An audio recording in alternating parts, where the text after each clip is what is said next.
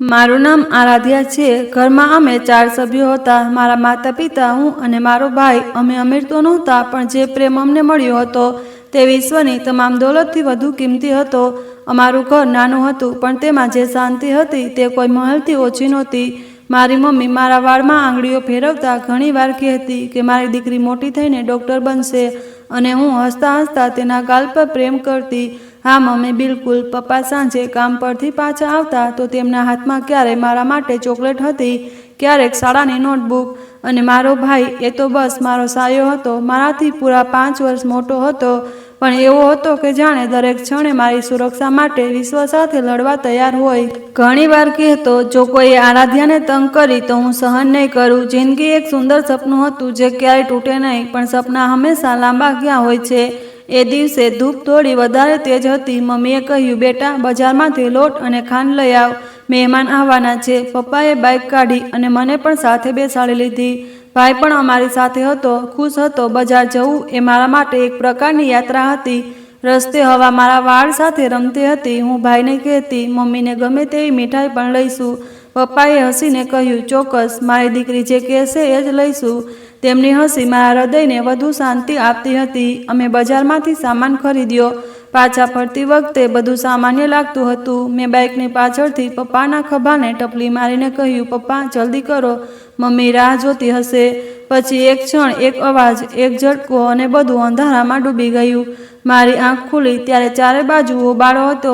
ક્યાંક એમ્બ્યુલન્સ, ક્યાંક લોકો, ક્યાંક લોહી। હું જમીન પર પડી હતી, માથે ઈજા થઈ હતી, પણ જેવી મારી નજર રસ્તા પર પડી તો પપ્પાનું શરીર નિર્જીવ પડેલું હતું। આંખો બંધ હતી, ચહેરા પર શાંતિ હતી, જાણે કાયમ માટે ઊંઘી ગયા હોય। હું પપ્પા, પપ્પા બૂમો પાડતી હતી, રડતી હતી, હાથથી તેમને હલાવતી હતી, પપ્પા, આંખો ખોલો, પ્લીઝ પપ્પા। પણ તેઓ તો ચાલ્યા ગયા હતા। કોઈએ મને ઉંચકી। મેં ભાઈને જોયો, તે પણ ઘાયલ હતો, પણ હોશમાં હતો। તેણે એક નજર પપ્પા તરફ જોઈ, પછી મારી સાથે નજર ચોરી, અને અમને એમ્બ્યુલન્સમાં નાખવામાં આવ્યા। હોસ્પિટલ પહોંચ્યા તો મમ્મીને પણ ખબર કરી દેવામાં આવી હતી। મમ્મી જેવી હોસ્પિટલ આવી, પપ્પાને જોતાં જ તેમની તબિયત બગડવા લાગી। કોઈએ કહ્યું, મમ્મીના શ્વાસ ઝડપથી ચાલે છે, તેમને અંદર લઈ જાઓ। હું દોડતી વોર્ડમાં પહોંચી। આઘાતથી મમ્મીના શ્વાસ ઉખડી રહ્યા હતા। મશીનોનો બીપ બીપ અવાજ મારી સિસકારી એક થઈ ગયા હતા। હું તેમની નજીક ગઈ। મેં કહ્યું, મમ્મી, હું આવી ગઈ છું। મમ્મી, કંઈક બોલો, બધું ઠીક થઈ જશે। તેમણે મારી તરફ જોયું, હળવું હાસ્ય આપ્યું, જાણે બધું સમજી રહ્યા હોય, જાણે કંઈક કહેવા માંગતા હોય। તેમના હોઠ હલ્યા, આરાધ્યા, મારી દીકરી। અને પછી બધું શાંત થઈ ગયું। ન અવાજ આવ્યો, ન શ્વાસ આવ્યો, ન કોઈ હરકત થઈ। મને યાદ છે, મેં ભાઈ તરફ જોયું, ભાઈ, મમ્મી, મમ્મી ચાલ્યા ગયા। હોસ્પિટલના વરાંદામાં શાંતિ હતી, એવી શાંતિ જે ચીસોથી પણ વધુ પીડાદાયક હતી। મમ્મીનું મૃત શરીર જાણે પથારીમાં સૂતું હોય, આંખો બંધ હતી, ચહેરો પીળો હતો, હાથ નિર્જીવ થઈ ગયા હતા। મારા ભાઈએ ખૂણામાં ઊભા રહીને નર્સને કેટલાક કાગળો આપ્યા, અને પછી દિવાલને ટેકો લઈને બેસી ગયો। ન કોઈ સવાલ, ન કોઈ ફરિયાદ, જાણે અંદર કંઈક મરી ગયું હોય। પપ્પા તો પહેલેથી જ ચાલ્યા ગયા હતા, પણ જ્યારે મમ્મીનું અંતિમ સંસ્કાર કરવામાં આવ્યું ત્યારે બધું અજાણ્યું લાગવા લાગ્યું। ઘરમાં મમ્મીની પસંદના પડદા હજી લટકતા હતા।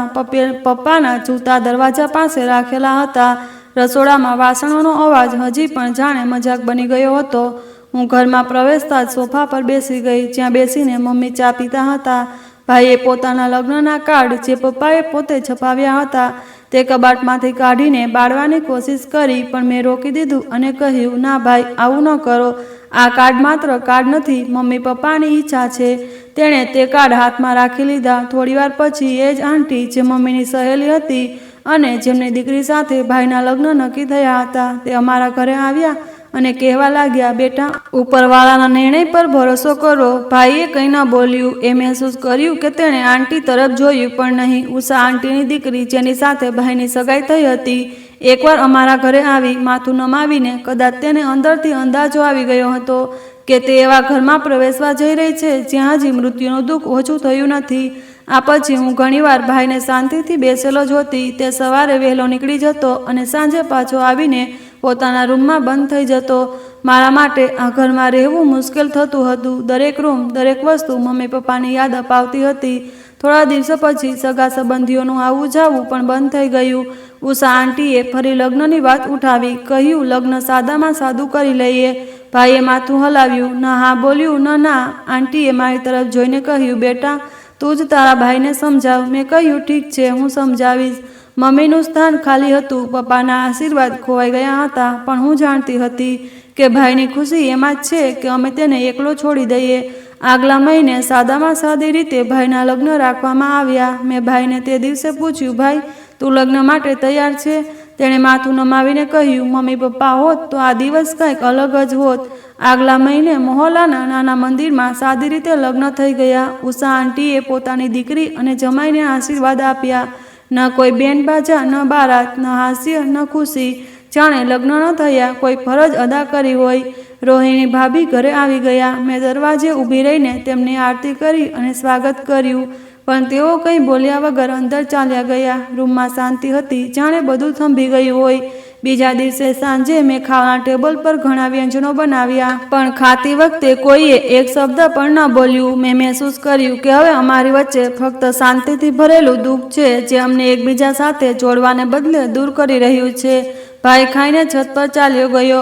હું અને ભાભી એક જ રૂમમાં બેસી રહ્યા, પણ શબ્દોની આપ-લે ન થઈ. ભાભી ક્યારેક મને એવી રીતે જોતા જાણે હું તેમની જિંદગીનું કારણ બની ગઈ હોઉં. મેં કંઈ ન કહ્યું, પણ અંદર એક બેચેની વધતી જતી હતી. ભાભીના આવ્યા પછી ઘરનું વાતાવરણ બદલાવા લાગ્યું. તેઓ રીત રિવાજોમાં માનતા નહોતા, પણ મેં કોશિશ કરી કે તેમને કોઈ વસ્તુની ઉણપ ન લાગે. મેં તેમના માટે ચા બનાવી, રૂમ સાફ કર્યો, તેમના કપડાં માટે અલગ જગ્યા કાઢી, પણ તેઓ બધું એવું જોતા જાણે હું કોઈ નોકરાણી હોઉં. સવારે જ્યારે તેઓ રસોડામાં આવ્યા, મેં તો ચા તૈયાર રાખી હતી. તેમણે કહ્યું, જો તું બધું જ સંભાળી લે છે તો હું શા માટે આવી? મેં નરમાઈથી કહ્યું, ના ભાભી, તમે આરામ કરો, હમણાં જ તો તમારા લગ્ન થયા છે. મેં મારી વાત પર મોઢું ફેરવીને ચાલી ગઈ. ભાઈએ શરૂઆતમાં કંઈ ન કહ્યું. તે ઓફિસમાં વ્યસ્ત રહેતો અને ઘરે આવીને ચૂપચાપ પોતાના રૂમમાં જતો રહેતો. હું અને ભાભી એક જ છત નીચે હતા, પણ દરેક વાતમાં તણાવ આવી જતો હતો. એક દિવસ મેં મમ્મીના જૂના કપડાં જે મેં સાચવીને રાખ્યા હતા તે ભાભીએ સ્ટોર રૂમમાં ફેંકી દીધા. મેં પૂછ્યું, ભાભી તમે શા માટે કાઢ્યા? આ મમ્મીના કપડાં છે. તેમણે કહ્યું, આ તો સમસ્યા છે આ ઘરમાં. દરેક વસ્તુ જૂની યાદો સાથે જોડાયેલી છે. નવા લોકો માટે કોઈ જગ્યા જ નથી. હું તેમની વાતો પર શાંત થઈ ગઈ. થોડી ક્ષણો એમ જ પસાર થઈ. પછી મેં ધીમા શબ્દોમાં કહ્યું, ભાભી યાદો જો કાઢી નાખવામાં આવે તો ફક્ત દિવાલો જ રહેશે. ભાભીએ કોઈ જવાબ ન આપ્યો, બસ મને અવગણીને ચાલી ગઈ. દિવસો એમ જ પસાર થતા ગયા. સવારે નાસ્તા પર તેઓ શાંત રહેતા, પણ જેવો ભાઈ ઓફિસ જતો તેમની વાતો શરૂ થઈ જતી. ક્યારેક કહેતા, તારો અંદાજ જ અજીબ છે, હંમેશા સિરિયસ રહે છે, જાણે આપણે કોઈ મોટા આઘાતમાંથી પસાર થઈ રહ્યા હોઈએ. હું કોશિશ કરતી કે ભાભીની વાતોને અવગણું, પણ દિલમાં એક ચુભન રહેતી. એક દિવસ ભાઈ વહેલો ઘરે આવ્યો. ભાભીએ તરત જ કહ્યું, આરાધ્યાએ આજે ખાવામાં મીઠું વધારે નાખ્યું હતું. શાયદ તેનું ધ્યાન ક્યાંક બીજે હતું. ભાઈએ મારી તરફ જોયું અને કહેવા લાગ્યો, તને કેટલી વાર કહ્યું છે ધ્યાન રાખ. મેં માથું નમાવીને કહ્યું, ભાઈ મેં જાણી જોઈને નહોતું કર્યું, પણ કોઈએ ન સાંભળ્યું, ન સમજ્યું. એક દિવસ હું કપડાં પર ઇસ્ત્રી કરતી હતી. ભાઈનું શર્ટ જેવું મારા હાથમાં આવ્યું. ભાભીએ આવીને તે છીનવી લીધું અને કહેવા લાગ્યા, હવે આ તારું કામ નથી. હું તેની પત્ની છું, તેના કામ હું જાતે કરી લઈશ, સમજી? મેં ફક્ત માથું હલાવ્યું. મારી પાસે લડવાનો કોઈ હક નહોતો, ન સફાઈ આપવાનો ફાયદો. ભાભીએ ધીમે ધીમે દરેક એ વસ્તુ પોતાના હાથમાં લેવાની કોશિશ કરી જે અગાઉ મારા હિસ્સામાં હતી. ભાઈની ચા, તેનો નાસ્તો, અહીં સુધી કે તેનું બપોરનું ભોજન પણ તેઓ જ તૈયાર કરતા, અને હું પાછળ હટતી ગઈ. પણ આ બધામાં મારું દિલ ખાલી થતું જતું હતું. એક દિવસ ઉષા આંટી આવ્યા. મેં તેમના માટે ચા બનાવી. તે હસીને કહેવા લાગ્યા, હવે તો તને આરામ જ આરામ છે. ઘરમાં ભાભી આવી ગઈ ને? મેં હળવું હસી દીધું, પણ ભાભીએ તરત જ કહ્યું, આરામ તો હવે મારે કરવું પડે છે. દરેક કામની જવાબદારી તો મારા પર છે. આરાધ્યા તો બસ દેખાડાનું કામ કરે છે. ઉષા આંટીએ આશ્ચર્યથી મારી તરફ જોયું, પછી વાત બદલી દીધી. રાત્રે મેં ભાઈને કહ્યું, ભાઈ શું હું એવું કરું છું જે ખોટું છે? ભાઈએ મારી તરફ જોયું. તેમણે કહ્યું, તું કંઈ ખોટું નથી કરતી, પણ તારી ભાભીને લાગે છે કે તું દરેક બાબતમાં દખલગીરી કરે છે. તારે પોતાને થોડું પાછળ રાખવું જોઈએ. મેં ધીમેથી કહ્યું, તો શું રિશ્તા આમ જ ખતમ થઈ જાય છે? તેમણે કહ્યું, ના, બદલાઈ જાય છે. આટલું કહીને તેઓ પોતાના રૂમમાં ચાલ્યા ગયા. હું છત પર ગઈ. નીચે સન્નાટો હતો. મારું દિલ કહેતું હતું કે જાણે મેં કંઈ ગુમાવ્યું છે, કદાચ મારા ભાઈને. બીજા દિવસે મેં નાસ્તામાં ભાઈની પસંદના પરાઠા બનાવ્યા. ભાભીએ તે પ્લેટ મારા હાથમાંથી લઈને કહ્યું, હવે આ કામ મારું છે, તું ફક્ત પોતાનું ધ્યાન રાખ. તેમના શબ્દો પોતાનું ધ્યાન રાખ એ મને કોઈ કેદ જેવું લાગ્યું, જાણે હવે હું આ ઘરની મહેમાન છું. અગાઉ જ્યારે ભાઈ દરવાજે હતા અને દરવાજો ખોલવાનો અવાજ આવતો તો મારા ચહેરા પર આપોઆપ સ્મિત આવી જતું. હવે એ જ દરવાજો ખુલે છે, એ જ આહટ થાય છે, પણ હું શ્વાસ રોકી લઉં, કારણ કે હવે દરવાજાની બીજી બાજુ એ ભાઈ હોય છે જેની આંખોમાં સવાલો હોય. યકીન નહીં. એ દિવસે સાંજે વરસાદ થયો. રસોડામાં ભાભી માટે ચા બનાવી અને ગરમ પકોડા પણ બનાવ્યા. તેઓ મોબાઈલ પર કોઈની સાથે વાત કરી રહ્યા હતા. હા, બહારથી બધું ઠીક લાગે છે, પણ આ ઘરમાં જે કંઈ છે તે ફક્ત દેખાડો જ છે.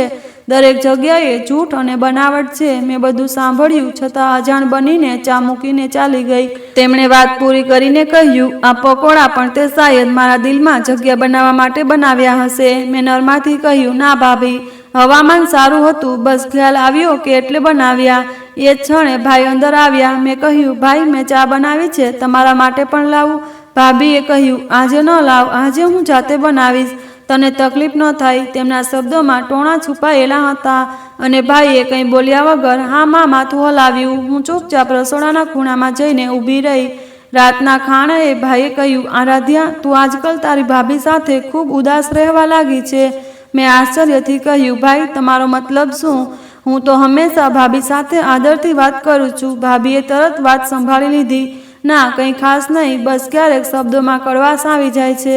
મને ખરાબ નથી લાગતું. મેં ભાઈ તરફ જોયું, પણ ત્યાં શાંતિ હતી, સવાલો હતા, શંકા પણ હતી. એ જ રાતે ભાઈએ મારી સાથે કહ્યું, આરાધ્યા, થોડું અંતર સારું છે, રિશ્તાને શ્વાસ લેવા દે. મેં ફક્ત એટલું જ કહ્યું. રિશ્તા અંદરથી મજબૂત થાય છે. જવાબમાં તે શાંત રહ્યા. ઘણા દિવસો પસાર થઈ ગયા. ભાઈના ચહેરા પર તે પ્રેમ નહોતો જે અગાઉ દરેક ક્ષણે ઝલકતો હતો. જો હું કંઈ કહેતી તો તે ભાભી તરફ જોતા, જાણે તેમની મંજૂરી જરૂરી હોય. ક્યારેક તો તે રૂમમાં હોય અને હું કંઈ પૂછવા જતી તો ભાઈ વાત પૂરી કરીને કહેતા, હવે તું જઈ શકે છે. એક દિવસ હું બીમાર થઈ ગઈ. તાવ હતો, શરીરમાં દુખાવો થતો હતો, હું પથારીમાં હતી. ભાભી આવ્યા અને કહેવા લાગ્યા, આ બધું તારી નબળાઈ છે. હંમેશા લાગણીશીલ બનવાથી શું મળે છે? મેં મુશ્કેલીથી કહ્યું, ભાભી, મને દવા આપો, તાવ ખૂબ ઝડપથી ચડે છે. તેમણે કહ્યું, જાતે દવા લઈ લે, આટલી મોટી થઈ ગઈ છે. આટલું કહીને તેઓ ચાલ્યા ગયા. સાંજે ભાઈ આવ્યા. મેં રૂમમાંથી સાંભળ્યું. ભાભીએ કહ્યું, તારી બહેનને આજકાલ નાટક કરવાની આદત થઈ ગઈ છે. તાવ છે, પણ મારું દિલ કહે છે કે આ બધું તે પોતાની તરફ ધ્યાન ખેંચવા માટે કરે છે. હું દિવાલ પાસે ઊભી રહીને બધું સાંભળતી હતી. પછી ભાઈના પગલાંનો અવાજ સંભળાયો. તે મારા રૂમના દરવાજે ઊભા રહ્યા. દરવાજો ખોલવાની હિંમત ન થઈ તો પાછા ચાલ્યા ગયા. મેં ધાબળામાં મોઢું છુપાવી દીધું. કોઈના શબ્દો કરતાં કોઈની શાંતિ વધુ પીડાદાયક હોય છે. બીજા દિવસે રસોડું સાફ કરતી વખતે મમ્મીની જૂની નોટબુક મળી. તેમાં કેટલાક નુસ્ખા લખેલા હતા. થોડીવાર હું તે વાંચતી રહી. ભાભી આવ્યા અને કહેવા લાગ્યા, નકામી વસ્તુઓ શા માટે ઉઠાવી રાખી છે? જૂની વાતો છે, છોડી દે, નવું જીવન જીવ. મેં નોટબુક બંધ કરી દીધી. યાદોને બાંધવાની કોશિશ એમ પણ નકામી જ છે. હવે ભાઈનો વ્યવહાર બહુ જુદો હતો. તે સવારે વહેલા નીકળી જતા, રાતે મોડા આવતા, મારી નજીક બેસતા તો પણ નજર મળતી નહીં. એક દિવસ મેં જાતે તેમને પૂછ્યું, ભાઈ, ઘણું બદલાઈ ગયું છે? ઘણું બધું નથી બદલાયું. તેમણે કહ્યું, ના, બસ સમય આગળ વધી રહ્યો છે, આપણે પણ આગળ વધવું જોઈએ. એક ક્ષણ મેં વિચાર્યું, સમય બદલાય છે કે લોકો? કોઈ જવાબ ન મળ્યો. ફક્ત દરવાજો બંધ થવાનો અવાજ આવ્યો. રૂમના ખૂણામાં રાખેલી બેગમાં મેં યુનિવર્સિટીની નવી ફીની રસીદ રાખી. શાંતિથી ભાઈની રાહ જોઈ. ઘણા દિવસોથી દિલમાં એક જ વાત હતી કે ભણવું છે. પપ્પાનું સપનું હતું, મમ્મીના આશીર્વાદ હતા. મને લાગતું હતું કે હજી કંઈ બગડ્યું નથી. ભાઈ રૂમમાં આવ્યા તો મેં હિંમત કરી અને કહ્યું, ભાઈ, મેં ઇન્ટર પૂરું કરી લીધું છે, હવે હું કોલેજમાં જવા માગું છું. મેં ફોર્મ ભરી દીધું છે, ફક્ત તમારી પરવાનગી જોઈએ. ભાઈ પહેલાં શાંત રહ્યા, પછી ધીમેથી કહ્યું, આ ભણવાનો સમય નથી, હાલાત ઠીક નથી. મેં થોડી હિંમત આપી. ભાઈ, પપ્પા ઈચ્છતા હતા કે હું ડૉક્ટર બનું, તેમના સપના માટે. એટલામાં ભાભી અંદર આવ્યા. કમર પર હાથ રાખીને કહેવા લાગ્યા, ભણવાનો સમય છે કે છત પર ઊભા રહીને છોકરાઓ સાથે નજર મેળવવાનો? ભાભીની વાત સાંભળીને મારા પગ નીચેથી જમીન ખસી ગઈ. મેં કહ્યું, શું કહ્યું તમે?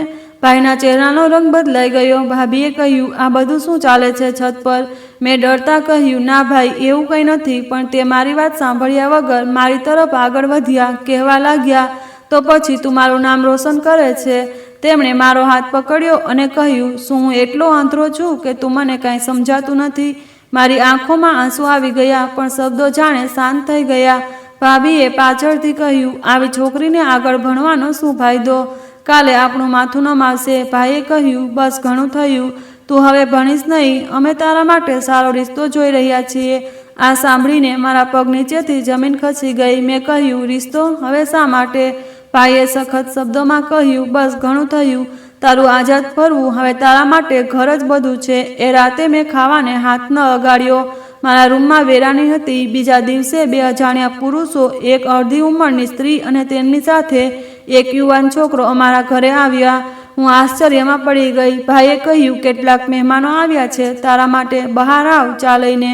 ભાઈએ રૂમના દરવાજે આવીને કહ્યું, રિશ્તો જોવા આવ્યા છે, તૈયાર થઈ જા. મેં કહ્યું, આટલી ઉતાવળ?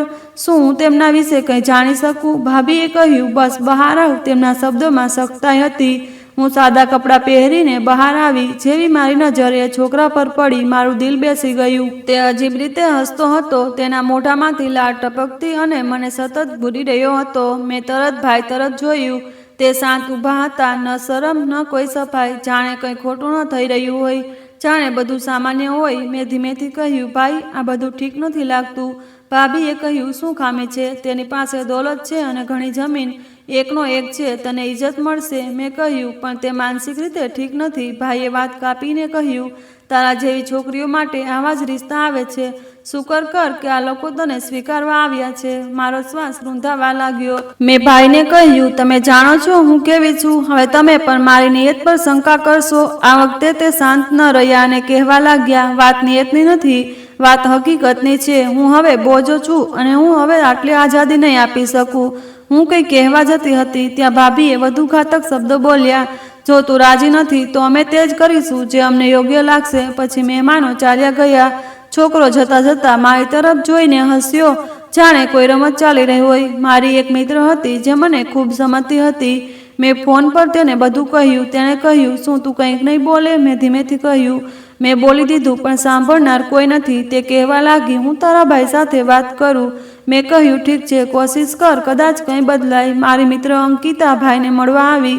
તેણે સામાન્ય રીતે વાત કરી, પણ ભાઈએ તેને રોકીને કહ્યું, આ મારો ફેમિલી મેટર છે, તું આમાં દખલ ન કર. ભાભીએ તો વધુ આગ લગાવી અને કહ્યું, આજ મિત્રોના બહેકાવા હોય છે જે છોકરીઓને બગાડે. અંકિતા રડતી મારા રૂમમાં આવી અને કહેવા લાગી, હું કંઈ ન કરી શકી. મેં તેને દિલાસો આપ્યો અને કહ્યું, ખબર હતી છતાં તારો આભાર. એ રાતે મને ઊંઘ ન આવી. સપનું નહોતું, ફક્ત એક નિર્ણય હતો જે મારા વગર લેવામાં આવી રહ્યો હતો. બીજા દિવસે સવારે નાસ્તાના ટેબલ પર બધું સામાન્ય હતું. ભાઈ શાંતિથી અખબાર જોતા હતા. ભાભી દૂધ ગરમ કરી રહ્યા હતા અને હું ચાના પ્યાલામાં ચમચી ફેરવતી વિચારતી હતી કે મારી સાથે આ બધું શા માટે થઈ રહ્યું છે. 2 દિવસથી અંકિતાના શબ્દો મારા મગજમાં ફરતા હતા. જો તું કંઈ નહીં કરે તો તેઓ તને ચૂપચાપ આ ઘરમાંથી વિદાય કરી દેશે અને તું જોતી રહીશ. શાયદ તે સાચું કહેતી હતી. આજે ઉષા આંટી ફરી આવ્યા. તેમની સાથે એ સ્ત્રી હતી જે અગાઉ એ છોકરાનો રિશ્તો લઈને આવી હતી. આ વખતે તેમના શબ્દો નિર્ણય સાંભળવા જેવા હતા. તેમણે કહ્યું, અમે નક્કી કરી લીધું છે, આગલા અઠવાડિયે લગ્ન છે. મેં તરત ભાઈ તરફ જોયું. આ કેવો નિર્ણય છે? મારી જિંદગીનો સવાલ છે. તેમણે નજર ચોરી લીધી, જાણે સવાલ બિનજરૂરી થઈ ગયો હોય. ભાભીએ હસીને કહ્યું, બધું સરળતાથી થઈ જશે, બસ તું માની લે કે આ તારા હિતમાં જ છે. મેં મોટા અવાજે કહ્યું, એ છોકરો ઠીક નથી, હું એક પાગલ સાથે લગ્ન નહીં કરું. ભાઈએ અખબાર ટેબલ પર મૂકતા કહ્યું, બસ બહુ થયું, તું પોતાના માટે નિર્ણય લેવાની સ્થિતિમાં નથી. મેં ભાઈને રોકતા કહ્યું, હું એક છોકરી છું, શું એ છોકરીનો કોઈ હક નથી? શું તે ઓછામાં ઓછું પોતાના લગ્ન વિશે તો પોતાનો મત આપી શકે? ભાભીએ કહ્યું, તારા જેવા લોકો માટે યોગ્ય એ જ છે કે શાંતિથી વિદાય થઈ જા અને બીજાને સુખ ચેન લેવા દે. એ શબ્દો સીધા મારા દિલ પર લાગ્યા. શું ખરેખર મારી હાજરી તેમની જિંદગીનો બોજ બની ગઈ હતી? બીજા દિવસે મને બારાતની તારીખ પણ જણાવી દેવામાં આવી.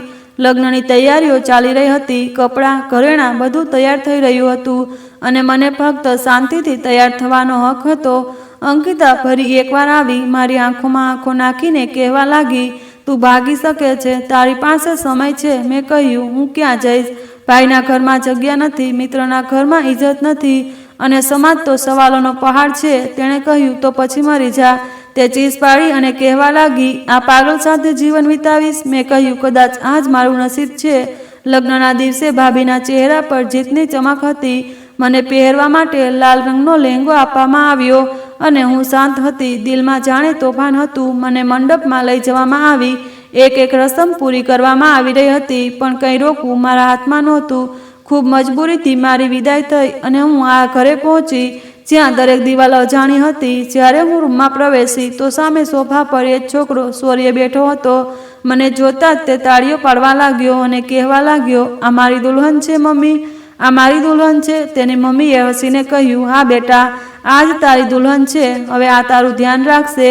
મેં નજર નીચી કરી, પણ દિલમાં હજી બેચેની થઈ. તેના મોઢામાંથી લાળ ટપકતી હતી અને તે વારંવાર મારી તરફ જોઈને હસતો હતો. તેની મમ્મી મારી નજીક આવી અને કહેવા લાગી, બેટા, શૌર્યની તબિયત એવી જ છે, પણ તું પ્રેમથી કામ લેશે તો બધું ઠીક થઈ જશે. તે પાગલ જરૂર છે, પણ દિલનો ખરાબ નથી. મેં કંઈ ન કહ્યું, બસ માથું નમાવ્યું. રૂમમાં લઈ જવામાં આવી. પછી મેં દરવાજો બંધ કર્યો. તે પણ મારી પાછળ અંદર આવ્યો. બેડની કિનારે બેસીને હસતો રહ્યો. મારી દુલ્હન મારી સાથે રહેશે ને? મેં ગુસ્સાથી કહ્યું, બહાર નીકળ, મને એકલી છોડ. તે કંઈ સમજ્યો નહીં, બસ હસતો રહ્યો. તેણે કહ્યું, દુલ્હન, દરવાજો બંધ ન કર, મને ઊંઘ આવશે તારી પાસે. મેં તેને જોરથી ધક્કો માર્યો અને કહ્યું, બહાર નીકળ, નહીં તો હું ચીસ પાડીશ. દરવાજો ખોલીને હું બહાર નીકળી. તેની મમ્મી ત્યાં જ ઊભી હતી. ઝડપથી આગળ આવીને કહેવા લાગી, બેટા, બરદાસ્ત કર, તેને સમજવામાં થોડો સમય લાગશે. મેં કહ્યું, આ પાગલ છે, તમે મને દગો આપ્યો. તેણે કહ્યું, અમે કંઈ છુપાવ્યું નથી, બસ આશા હતી કે કદાચ તું તેને સંભાળી શકીશ. હું શાંત રહી. પાછી આવીને દરવાજો બંધ કર્યો. શૌર્ય બહાર ઊભો રહીને કહેતો રહ્યો, દરવાજો ખોલ દુલ્હન, પ્લીઝ દરવાજો ખોલ. આ રાત પસાર થઈ. ન ઊંઘ આવી, ન સુકૂન આવ્યું. મારી સામે એવું ભવિષ્ય હતું જેમાં મારા ભૂતકાળનું દુઃખ કંઈ નહોતું. સવારે હું રૂમની બારીએથી બહાર જોતી હતી. બહાર ગાર્ડનમાં શૌર્ય ઝૂલા પર બેસીને બાળકોની જેમ ખુશ થઈ રહ્યો હતો અને તેની મમ્મી, મારી સાસુ, છોડને પાણી આપી રહી હતી. બધું સુકીનથી ગોઠવાયેલું લાગતું હતું, પણ મારા અંદર એક શોર હતો જે દરેક પસાર થતી ક્ષણો વધતો જતો હતો. દરવાજો ખુલ્યો. તે અંદર આવી. હાથમાં નાસ્તાની ટ્રે હતી. કહેવા લાગી, બેટા, કંઈક ખાઈ લે, રાતથી તે કંઈ ખાધું નથી. મેં તેમની સાથે નજર ન મેળવી. બસ ધીમેથી કહ્યું, મને ભૂખ નથી. તેમણે કહ્યું, આ ભૂખની વાત નથી, જીવનની વાત છે. તે ખુરશી પર બેસીને બોલવા લાગી, હું જાણું છું કે તને અહીં ગોઠવાવું મુશ્કેલ થઈ રહ્યું છે, પણ શૌર્યને તારી જરૂર છે. મેં સવાલના અંદાજમાં તેમની તરફ જોયું અને કહ્યું, કારણ કે તે પાગલ છે. તેમણે ઊંડો શ્વાસ લીધો અને કહેવા લાગી, તે પાગલ નથી, બસ બીમાર છે. મેં ડૉક્ટર પાસે તેની સારવાર કરાવી હતી. તેમાં ઘણો સુધારો આવ્યો, પણ તે પૂરેપૂરો ઠીક ન થયો. પ્રેમથી ફરક પડી શકે. પ્રેમ શબ્દ સાંભળીને હું હસી પડી. મેં કહ્યું, પ્રેમ જબરદસ્તીના લગ્નથી નથી થતો. તે શાંત થઈ ગઈ, પણ પછી કહેવા લાગી, મને મારા દીકરા માટે એવી સાથી જોઈતી હતી જે ફક્ત પત્ની ન હોય, સહારો હોય. તને જોઈને મને લાગ્યું કે તું એ બની શકે છે.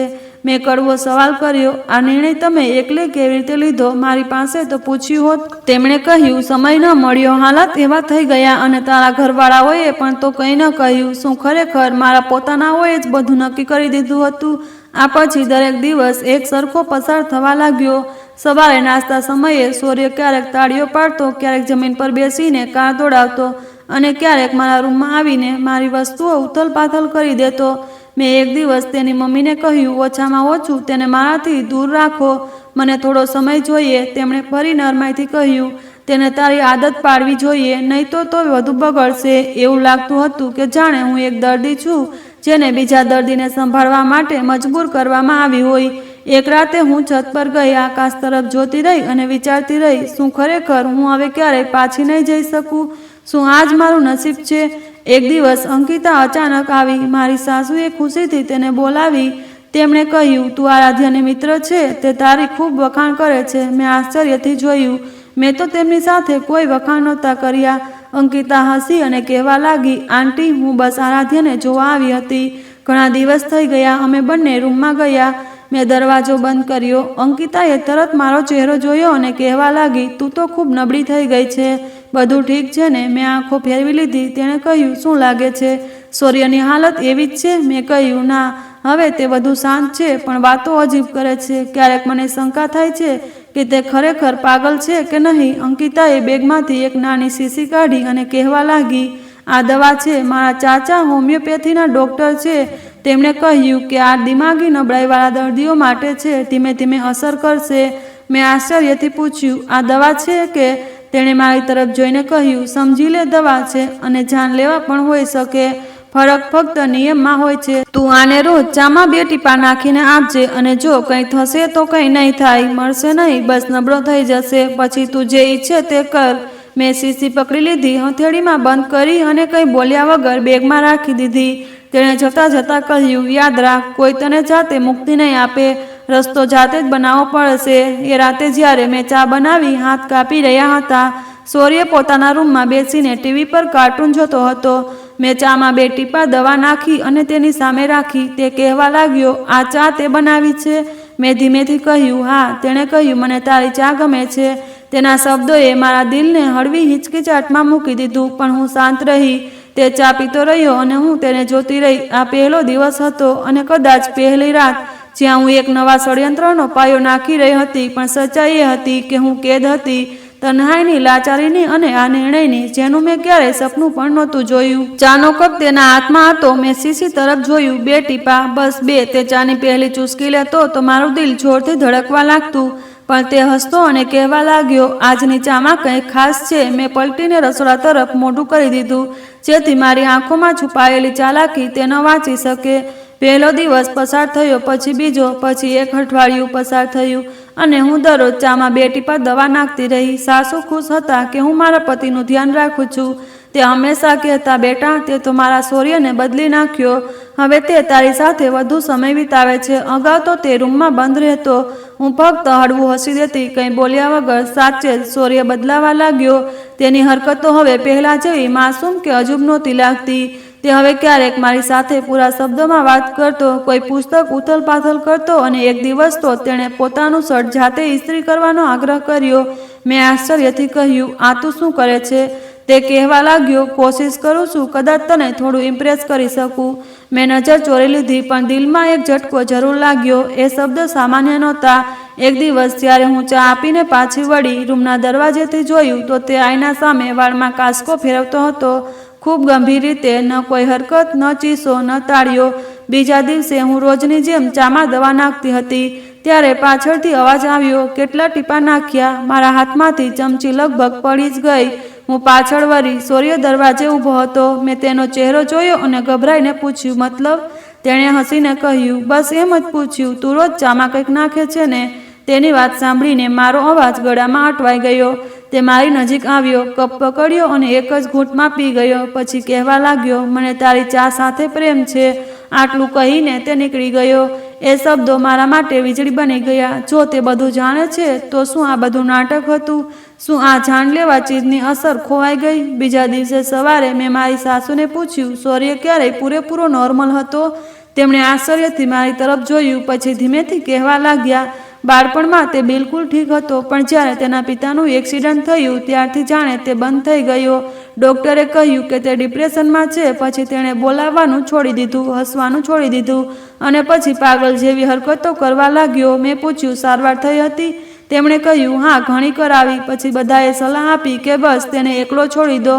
હવે તું છે તો અમને આશા છે. તેમની વાતોમાં કોઈ જૂઠું નહોતું, પણ મારા મગજમાં અંકિતાની આપેલી શીશી અને સૂર્યનો બદલાતો વ્યવહાર સતત ટકરાતા હતા.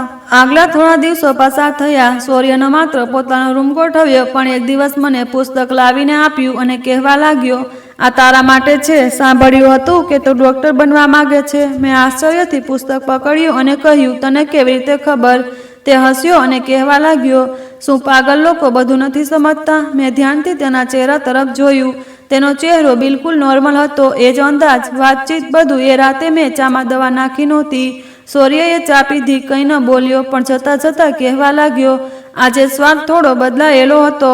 હું જાણી ગઈ હતી કે તે બધું જાણી ગયો છે. હવે દરેક પગલું પૂકીને રાખવું પડતું હતું. મેં અંકિતાને ફોન કર્યો. તે જે દવા આપી હતી, શું તે ખરેખર જાનલેવા ઝેર હતું? તે હસી અને કહેવા લાગી, તું કહેતી હતી કે સૂર્ય મરી જાય તો તારી જાન છૂટે. શું તે હજી જીવે છે? મેં કહ્યું, તે બદલાઈ રહ્યો છે, જાણે બધું જાણતો હોય. અંકિતા શાંત થઈ, પછી કહેવા લાગી, શક્ય છે કે જે જાનલેવા ચીજ તું આપી રહી હતી તેની તેના પર અસર ન થઈ હોય? મેં વાત કાપી દીધી. શાયદ તે પાગલ જ નથી. હવે હું પોતે પણ મૂંઝવણમાં આવી ગઈ હતી. જેને હું નબળો કરવા માંગતી હતી તે વધુ મજબૂત થઈ રહ્યો હતો.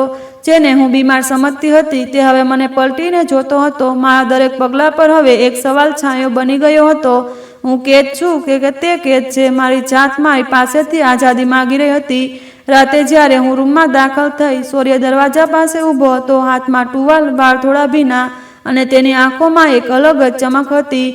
તે આઈના સામે ઊભો રહ્યો, વાળમાં કાંસકો ફેરવતો હતો. તેના કપડાં સ્વચ્છ હતા, શર્ટના બટનો પૂરા બંધ અને જૂતાના લેસ પણ બરાબર બાંધેલા. તે બિલકુલ એવો નહોતો લાગતો જેવો થોડા અઠવાડિયા પહેલાં હતો. તેના ચહેરા પર એ અજીબ હાસ્ય નહોતું, લાળ ટપકતી નહોતી, હરકતો, બધું નોર્મલ લાગતું હતું. બલકે તે ખૂબ જ ગંભીર લાગવા લાગ્યો હતો. તેણે મારી તરફ જોઈને હસીને કહ્યું, આજે ચા નથી લાવી? મારું દિલ એક ક્ષણ માટે ધડકવાનું ભૂલી ગયું. મેં નજર ચોરીને કહ્યું, બસ હમણાં બનાવું છું. હું રસોડામાં ગઈ પણ હાથ કાપવા લાગ્યા. ચૂલો સળગાવ્યો, પાણી મૂક્યું અને એ શીશી જેના 2 ટીપા હું રોજ ચામાં નાખતી હતી હાથમાં લીધી. પણ આજે ઘણું બધું અલગ હતું. મેં એ શીશી ટેબલ પર મૂકી દીધી અને ચા વિના કોઈ મિશ્રણે બનાવી. જ્યારે ચા લઈને રૂમમાં દાખલ થઈ તો તે પોતાની જૂની ડાયરી ખોલીને બેઠો હતો. કેટલાક જૂની નોંધો જોતો હતો. મેં કપ તેની નજીક રાખ્યો. તે કહેવા લાગ્યો, આજે ખુશ્બુ કંઈક અલગ છે. તેણે કપ પકડતા કહ્યું. મેં હળવા શબ્દોમાં પૂછ્યું, કેમ? બાકીના દિવસોની ચા ખરાબ હતી? તેણે નજર મારા પર ગોઠવી અને હળવા હાસ્ય સાથે કહેવા લાગ્યો, ના, બસ આજે એક ખાસ દવા નથી નાખી. તેની વાત સાંભળીને મારા પગ નીચેથી જમીન ખસી ગઈ. મેં કોશિશ કરી કે ચહેરાના હાવભાવ પર કાબૂ રાખું. મેં કહ્યું, શું મતલબ? તેણે કહ્યું, એ જ જે તું સમજે છે. હું શાંત રહી. તેણે ચાનો ઘૂંટ લીધો, જાણે મજાકથી વધુ કંઈ કહેવા માંગતો હોય. પછી કહેવા લાગ્યો, આરાધ્યા, શરૂઆતમાં જ્યારે તું રોજ ચા આપતી હતી તો મને લાગતું હતું કે આ પ્રેમની અસર છે. પછી મેં એ સ્વાદ અનુભવવાનું શરૂ કર્યું જે રોજ અલગ થતો જતો હતો. મેં ધીમેથી કહ્યું, તો તે ચા ટેસ્ટ કરાવી? તેણે કહ્યું, ના. પહેલાં શંકા કરી, પછી 1-2 દિવસ બહાર ગયો અને એક મિત્ર દ્વારા ટેસ્ટ કરાવ્યું. તે ખુરશી પરથી ઊભો થયો અને મારી નજીક આવીને કહેવા લાગ્યો, તને ખબર છે, એ કોઈ જાનલેવા ઝેર નહોતું. એ દિમાગની નબળાઈના દર્દીઓ માટેની જરૂરી દવા હતી. તે દર્દીને દિમાગી સુકૂન આપે છે. તેની વાત સાંભળીને મારા હોશ ઉડી ગયા. મને ખબર નહોતી. તેણે કહ્યું, પણ મને ખબર છે કે તને બધું ખબર હતું.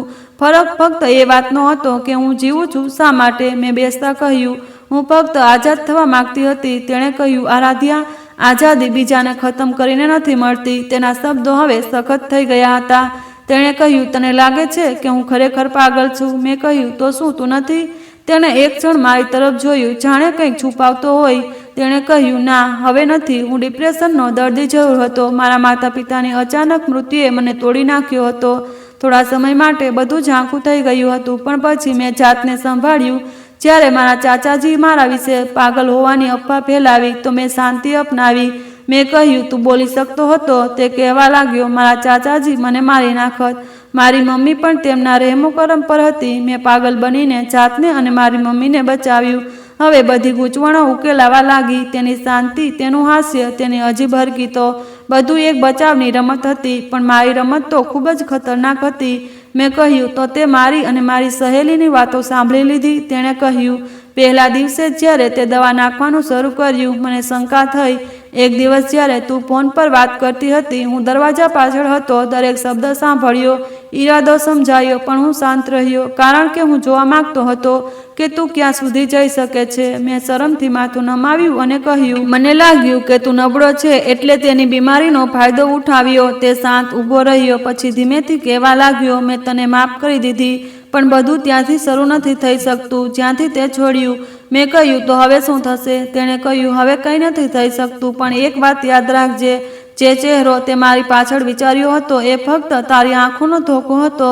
તે દરવાજા તરફ આગળ વધ્યો અને જતાં જતાં કહેવા લાગ્યો, કાલથી ચા ન બનાવજે, હું જાતે બનાવી લઈશ. દરવાજો બંધ થયો અને હું સોફા પર બેસી ગઈ. શીશી હજી ટેબલ પર પડી હતી, શાંત, પણ તેની અંદર જે સચ્ચાઈ છુપાયેલી હતી તે હવે મારી સામે ગવાહી બની ગઈ હતી. સૂર્ય, જેને મેં બોજો સમજ્યો હતો, તે હવે મારા માટે આઈનો બની ગયો હતો, જેમાં મારો અસલી ચહેરો સ્પષ્ટ દેખાતો હતો. રૂમમાં શાંતિ હતી. દરવાજાની સાંકળ પણ પૂરેપૂરી બંધ નહોતી થઈ અને મારા મગજમાં સૂર્યના શબ્દો ગૂંજવા લાગ્યા. કાલથી ચા ન બનાવજે. આટલા સાદા શબ્દો પણ તેની પાછળ સમગ્ર યુદ્ધ છુપાયેલું હતું. મેં મારી જાતને કાબૂમાં રાખી અને એ દિવસોની વચ્ચે છુપાયેલી સચ્ચાઈને સમજી. બીજા દિવસે સવારે મેં ખરેખર ચા ન બનાવી.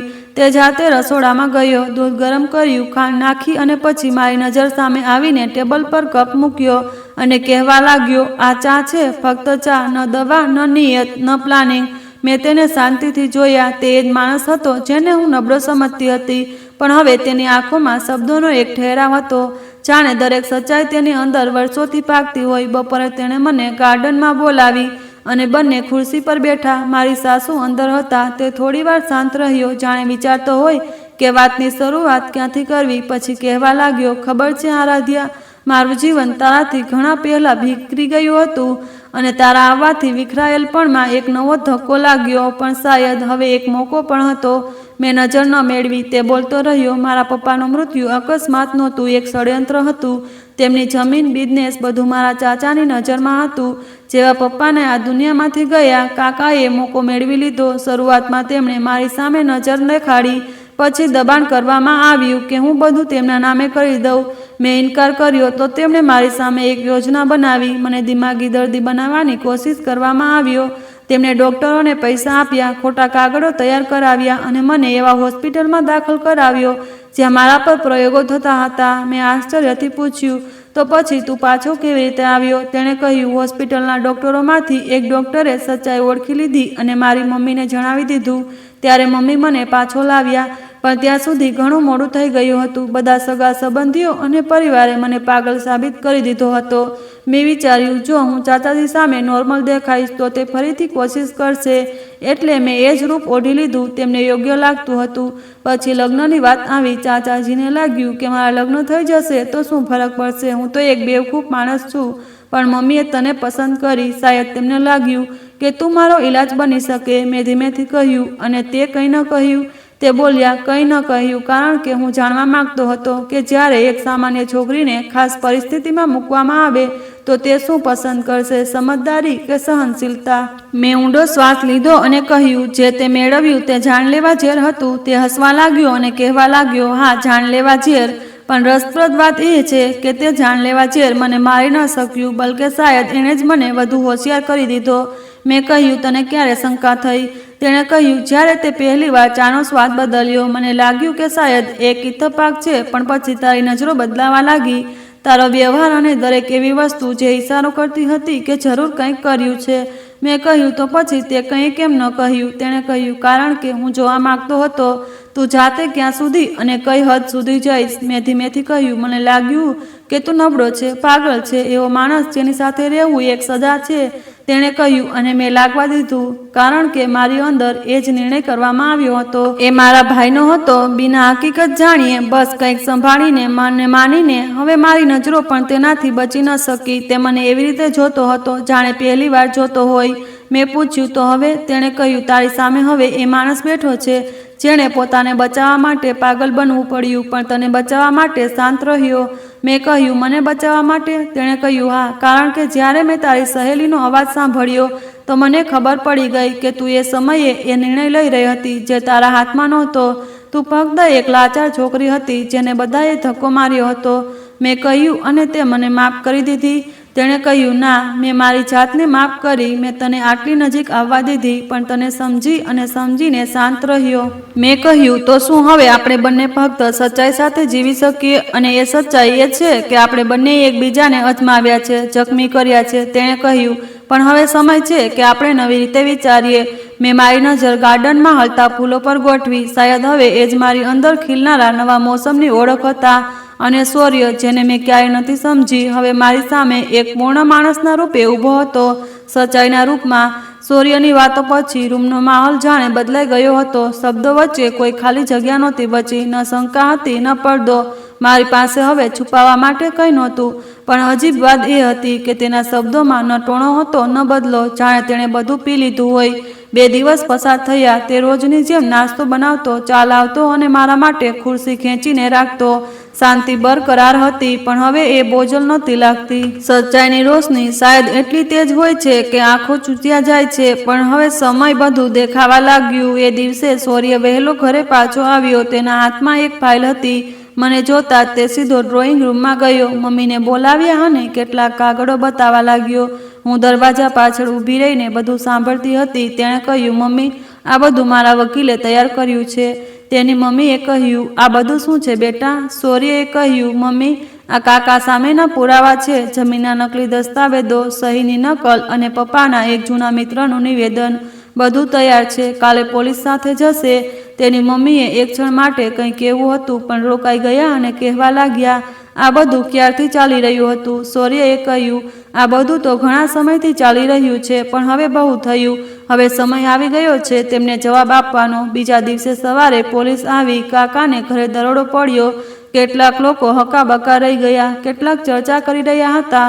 સૂર્ય શાંતિથી ઊભો રહ્યો. ફક્ત એક શબ્દ કહ્યો, આ મારા પિતાનો હક હતો અને હવે આ મારી ફરજ છે. હું દૂર ઊભી રહીને બધું જોતી હતી. એ દિવસ પછી સૂર્ય ફક્ત મારા માટે જ નહીં, પોતાના માટે પણ નવી ઓળખ બની ગયો હતો. સાંજે જ્યારે તે ગાર્ડનમાં બેઠો હતો તો હું પહેલીવાર તેની નજીક જઈને જાતે બેઠી. મારા હાથમાં ચાનો કપ હતો, પણ મેં પહેલી ચૂસકી લેતા પહેલા પૂછ્યું, શું તે ખરેખર મને માફ કરી દીધી? તેણે મારી તરફ જોયું. ધીમેથી કહેવા લાગ્યો, જો ન કરી હોત તો તને આ બધું ક્યારેય ન કહેત. મેં કહ્યું, તો શું તું બધું ભૂલી જઈશ? તેણે કહ્યું, ના, કેટલાક ઘા સમય સાથે દબાઈ જાય છે, પણ નિશાન રહે છે. પણ યાદ રહીશ, તારી નિયત પણ, તારો ડર પણ હું આ બધું મારા દિલમાં કેદ નથી રાખવા માંગતો. હું શાંત રહી. એટલામાં મોબાઈલ પર અંકિતાનો મેસેજ આવ્યો, તું આઝાદ થઈ ગઈ. મારા દિલમાં કંઈક ચૂભ્યું નહીં. મેં તેને ફોન કર્યો અને કહ્યું, તે જે મને દવા આપી હતી એ જાનલેવા ઝેર નહોતું. તે હસી અને કહેવા લાગી, મેં તને ક્યારે કહ્યું કે એ અસલી જાનલેવા ઝેર હતું? બસ તને એ હિંમત આપવાની હતી કે તું એકલી ન ઉઠાવી શકતી. મેં કહ્યું, તો તે મને ખોટા ભરોસો સાથે રમવા દીધી. તેણે કહ્યું, આરાધ્યા, મેં તને ફક્ત એ બતાવ્યું જે તું જોવા માંગતી હતી. તને એક રસ્તો આપ્યો. નિર્ણય તે જાતે લીધો. મેં મોબાઈલ બંધ કરી દીધો. સમજાઈ ગયું કે અંકિતાએ શાયદ મારું ભલું ઈચ્છ્યું હતું, પણ એ રસ્તો, એ નિયત, બધું ગેરમાર્ગે હતું. રાતે જ્યારે મેં સૂર્ય માટે ખાવાનું પીરસ્યું તો તે કંઈ બોલ્યા વિના મારી નજીક આવીને બેઠો. મેં પ્લેટ તેની સામે રાખી. તે શાંત રહ્યો. પછી ધીમેથી મારા હાથ પર પોતાનો હાથ મૂક્યો. મેં પૂછ્યું, હવે આપણે શું કરીશું? તેણે કહ્યું, જેમ સામાન્ય લોકો જીવન જીવે છે એમ જીવીશું. ન તું ગુનેગાર છે, ન હું દર્દી છું. મેં ધીમેથી કહ્યું, શું ખરેખર આપણા બંને વચ્ચે ફરીથી નવું જીવન શરૂ કરી શકીએ? તેણે કહ્યું, હા, વિના શરતે. હવે કોઈ રમત નહીં હોય, ફક્ત સચ્ચાઈ હશે અને આપણે બંને હોઈશું. તેણે પહેલીવાર મારો હાથ મજબૂતીથી પકડ્યો, જાણે યકીન આપતો હોય કે આ સંબંધ હવે કાચા દોરાથી નહીં, પૂરા વિશ્વાસથી બંધાયો છે. બીજા દિવસે તે મને બજાર લઈ ગયો, એક પુસ્તકોની દુકાનેથી. તેણે મારા માટે મેડિકલનું એક પુસ્તક ખરીદ્યું અને કહ્યું, જો તું હજી પણ ડૉક્ટર બનવા માંગે છે તો આખો રસ્તો ખુલ્લો છે. હું ખુશ થઈ ગઈ. એ રસ્તો જેને મેં બંધ માન્યો હતો, આજે મારા પતિએ ફરીથી ખોલી દીધો. એ પતિ જેને મેં ક્યારેય સ્વીકારવા નહોતું ઈચ્છ્યું. જ્યારે અમે પાછા આવ્યા તો મમ્મી દરવાજે ઊભા હતા. તેમના ચહેરા પર સુકૂન હતું. તેમણે કહ્યું, બેટા, તમને બંનેને જોઈને લાગે છે કે જાણે ઘરમાં ખુશ્બુ ફરીથી આવી. સૂર્યે દરવાજો ખોલતા મારી તરફ જોયું અને કહ્યું, અમે જે ગુમાવ્યું હતું એ શાયદ પાછું ન આવી શકે, પણ જે આપણી પાસે છે એ નવા સફર માટે પૂરતું છે. મેં માથું હલાવ્યું. હવે મારી પાસે એ બધું હતું જે નવી શરૂઆત ઈચ્છતું હતું, માફી, સમજદારી અને એક સાથે પકડેલા હાથ. સવારે ઘરમાં નવી ખુશીનો અહેસાસ થઈ રહ્યો હતો. મારો પતિ રસોડામાં નાસ્તો બનાવી રહ્યો હતો. મમ્મી ટેબલ પર અખબાર વાંચી રહ્યા હતા અને હું મારા રૂમની બારીના પડદા ઠીક કરી રહી હતી. બધું એવું લાગતું હતું જાણે વર્ષોની ધૂન છૂટી ગઈ હોય. સૂર્યએ ટેબલ પર નાસ્તો રાખ્યો અને મોટેથી કહ્યું, આરાધ્યા, જો ચામાં કંઈ નાખવું હોય તો હવે મત નાખજે, જાનલેવા ઝેર નહીં. મમ્મીએ આશ્ચર્યથી સૂર્ય તરફ જોયું અને હું હસી, કારણ કે મેં કહ્યું હતું, ચામાં ફક્ત સ્વાદ હશે, નાટક નહીં. અમારી વચ્ચે હવે એ શાંતિ નહોતી જે ક્યારેક દરેક વાત પહેલાં આવી જતી હતી. વાતોમાં હળવી ચીણામણ અને રોજ એકબીજાની ફિકર હતી. તેમાં મારા પતિની વાતોની રોશની પણ સામેલ થઈ ગઈ હતી. એ જ સાંજે ભાઈનો ફોન આવ્યો. તેમણે કહ્યું, હું અને તારી ભાભી તને મળવા આવવા માંગીએ છીએ. તને કંઈ કહેવું છે? મેં હિચકાતા તો કહ્યું, ભાઈ, તમે આવી જાઓ. સૂર્ય પણ ઘરે છે. સાંજે જ્યારે તેઓ આવ્યા તો મમ્મીએ દરવાજો ખોલ્યો. ભાભીની નજર નીચે હતી. ચહેરા પર ટોણાની લહેર નહોતી. જે ક્યારેક દરેક વાતમાં છુપાયેલી હતી. બધા રૂમમાં બેઠા. ભાઈએ એક ક્ષણની શાંતિ પછી કહ્યું, આરાધ્યા, મેં તને ઓળખવામાં ઘણું મોડું કર્યું અને જે તારા પર ગુજર્યું તેમાં મારો હિસ્સો સૌથી વધુ હતો. ભાભીએ નજર ઊંચી કરીને મને જોયું અને કહેવા લાગ્યા, આરાધ્યા, શાયદ હું એ ઘર માટે તૈયાર જ નહોતી જ્યાં મારા માતા પિતાનો સાયો ન હોય અને તારી સાથે સ્પર્ધા કરવાની મારી ફરજ સમજી બેઠી. મને માફ કર આરાધ્યા. મેં બંને તરફ જોયું અને ધીમેથી કહ્યું, શાયદ જે થયું એ આપણે એ શીખવવા માટે હતું કે ક્યારેક આપણાની ઓળખમાં સમય લાગે છે, પણ જ્યારે આંખ ખુલી જાય તો શીખવો ખતમ થઈ જવો જોઈએ. શૌર્યએ કહ્યું, હું ખુશ છું કે તમે આવીને આ વાત કરી, કારણ કે અમે આપણા સફર પર જઈએ ભૂતકાળનો બોજ નથી લઈ શકતા. મમ્મીએ ચાલાવીને બધાની સામે રાખી અને પહેલીવાર ભાઈએ મારી સાથે નજરો મેળવી. તેમણે કહ્યું, પપ્પાએ હંમેશા કહ્યું હતું કે તારામાં કંઈક ખાસ છે. મેં એ મોડું જાણ્યું. રાતે જ્યારે બધા ગયા તો હું છત પર જઈને ઊભી રહી. શૌર્ય મારી સાથે ઊભો રહ્યો. કહેવા લાગ્યો, સાચું કહે, જો તને મોકો મળે તો શું બધું બદલવા માંગે? મેં આકાશ તરફ જોયું અને કહ્યું, ના, કારણ કે જો બધું ન થયું હોત તો શાયદ હું તને ક્યારેય ન ઓળખી શકત. તે હસ્યો અને કહેવા લાગ્યો, મોહબ્બત સમય માગે છે, ધોકો નહીં. પણ તે મને સમય પણ આપ્યો અને ધોકો પણ. મેં હળવેથી કહ્યું, પણ આખરે તે બધું માફ કરી દીધું, કારણ કે માફી એ જ આપે છે જે પોતે સચ્ચાઈમાંથી પસાર થયો હોય. બીજા દિવસે મેં નિર્ણય લીધો કે હવે સમય છે નાની નાની વાતો પર હસવાનો, થોડા નાના સફર પર જવાનો. અમે બંને શહેરની જૂની ઝીલના કિનારે ગયા જ્યાં શૌર્ય પોતાના પિતા સાથે જતો હતો. તેણે કહ્યું, હું અહીં મારા પપ્પા સાથે આવતો હતો, ચૂપચાપ બેસી રહેતો. હવે તું છે તો દિલ કરે છે કે કંઈક કહું, કંઈક સાંભળું. મેં પાણીમાં જાગતા કહ્યું, મોહબ્બત જ્યારે પોતાની અંદર ડૂબે તો બીજાને પણ સાથે બહાર લઈ જાય. તે મને ખેંચીને બહાર કાઢી અને તે મને જીવંત રાખી. તે ગંભીર થઈને કહેવા લાગ્યો, આપણે બંને શાંતિથી બેઠા રહ્યા. કોઈ વચન નહોતું, કોઈ મોટી વાત નહોતી, બસ સાથ હતો, જે સૌથી મોટી વાત હોય છે. થોડા દિવસો પછી મેં ફરીથી અભ્યાસ શરૂ કર્યો.